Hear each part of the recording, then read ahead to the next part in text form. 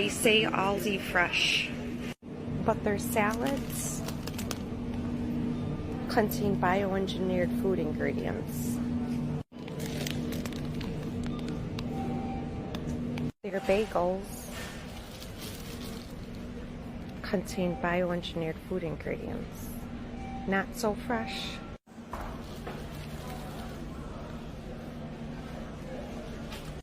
No artificial flavors, but it contains bioengineered food ingredients.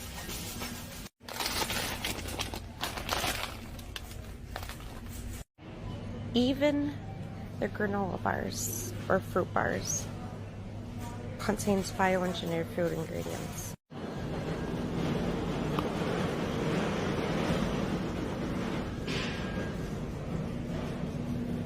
Should you avoid bioengineered foods? According to the National Academy of Sciences and the FDA, bioengineered foods are safe to eat and pose no risk to your health.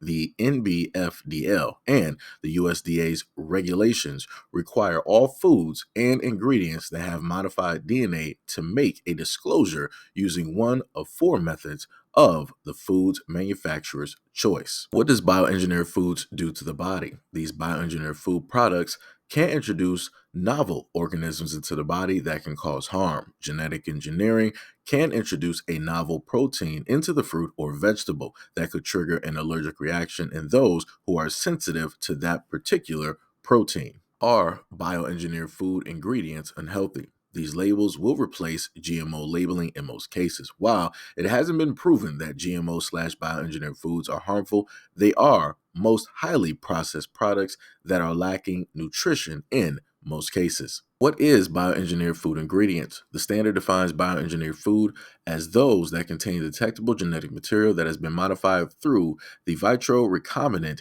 deoxyribonucleic acid or rDNA techniques, and for which the modifications could not otherwise be obtained through conventional breeding or found in nature. So these are a list of the companies, the major large companies that use modified food or bioengineered foods. So I'm going to read to you a list of bioengineered foods, right? And it states this in the article. The Agricultural Market, or the AMS, developed the list of bioengineered foods to identify the crops or foods that are available in bioengineered forms throughout the world and for which regulated entities must maintain records. These records will inform regulated entities about whether they must make bioengineered food disclosure. New BE products or bioengineered products continue to be developed. Even if a food is not included on the list, regulated entities whose records show that a food that they are selling is bioengineered must make appropriate disclosures of that food. New BE products continue to be developed. Even if a food is not included on the list, regulated entities whose records show that a food they are selling is bioengineered must make appropriate disclosures of that food. AMS continually reviews the list and, if necessary, updates it through the federal rulemaking process. And here's a list of those products: alfalfa, apple, Arctic varieties, canola, corn, cotton, eggplant, papaya, pineapple, potato, salmon, soybean, squash, summer beet, and sugarcane. Underneath the list, they had these: added sugarcane BT insect resistant varieties. Compliance date July 21st of 2025. Modified squash summer has been amended to squash summer coat protein mediated virus resistant varieties. Compliance date July 21st of 2025. So this is a list from a website called Seeds Now, right? And they put together this list and it states the major companies, right? So we all know Coca-Cola, we know Nestle, we know Kraft, we know Pepsi, we know P&G, we know Johnson and Johnson, we know Kellogg's, right? We know a lot of these companies. And this is the main thing that a lot of people have stated before, that a lot of the largest, more well-known companies own a lot of stuff. So you see, in a sense, where everything comes from, right? Who owns what, where everything specifically comes from.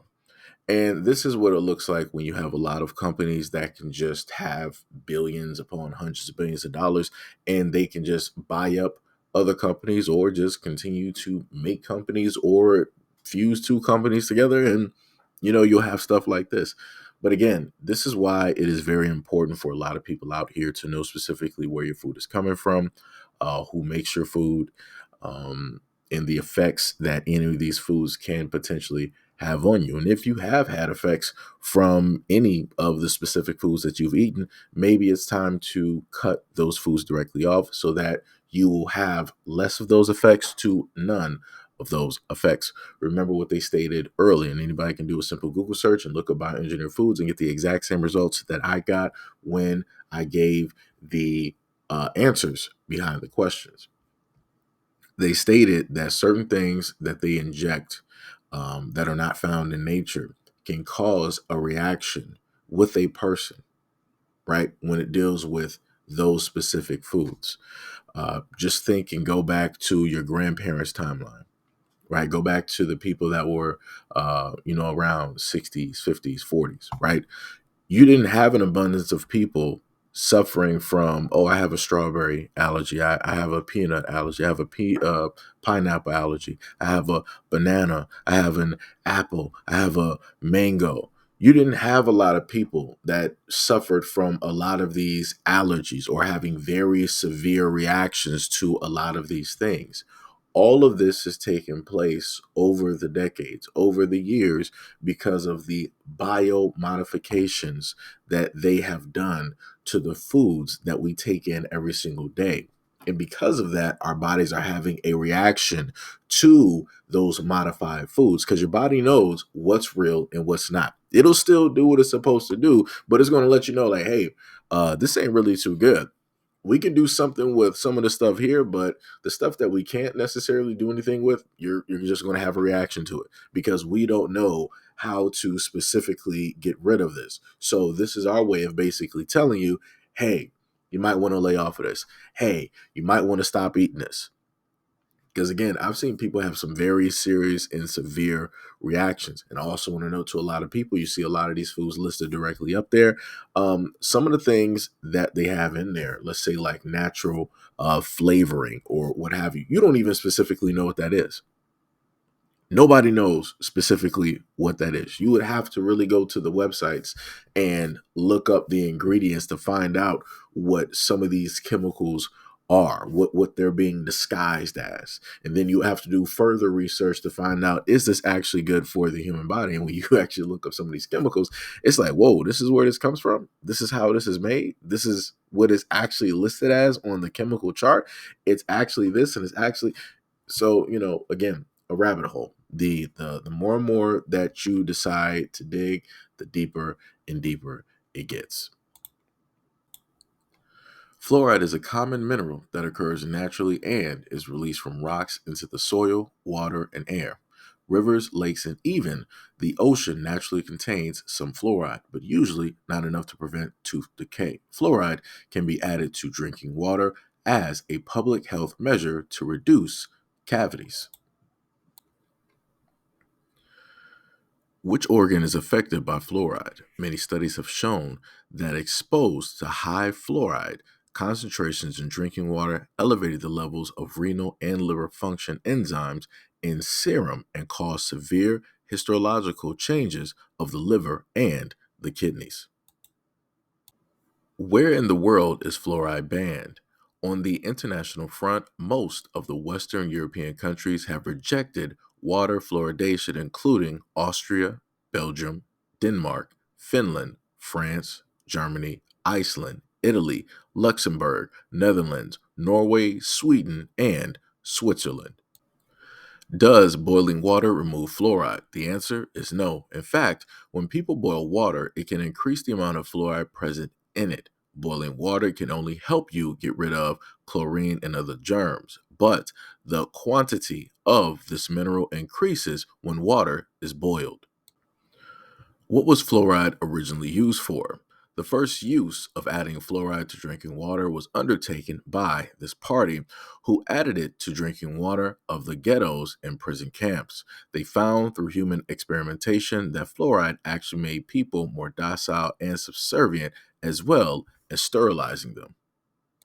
So this information is taken from ncbi.nlm.nih.gov. So this is a government website. So you can see the background, the method, right? My main focus is the results. And they stated this: 14 recent cross-selectional studies from academic areas with natural high fluoride concentrations in groundwater supported the previous findings of cognitive defects in children with elevated fluoride exposure. 3 recent prospective studies from Mexico and Canada with individual exposure data showed that early life exposure were negatively associated with children's performance on cognitive tests. Neurotoxicity appeared to be dose dependent, and tentative benchmark dose calculations suggest that safe exposures are likely to be below currently accepted or recommended fluoride concentrations in drinking water. So again, the reason I wanted to highlight this is to showcase the fact that dangers are everywhere. It doesn't matter if it's sound, doesn't matter if it's the water, if it's the air, if it's the soil, if it's the food. It doesn't matter where you go. There's a lot of dangers that are all around us, and the main thing that people can do is try to minimize the risks associated with a lot of these dangers that are present in and around us. Again, you can go and look directly at the drinking water that we have.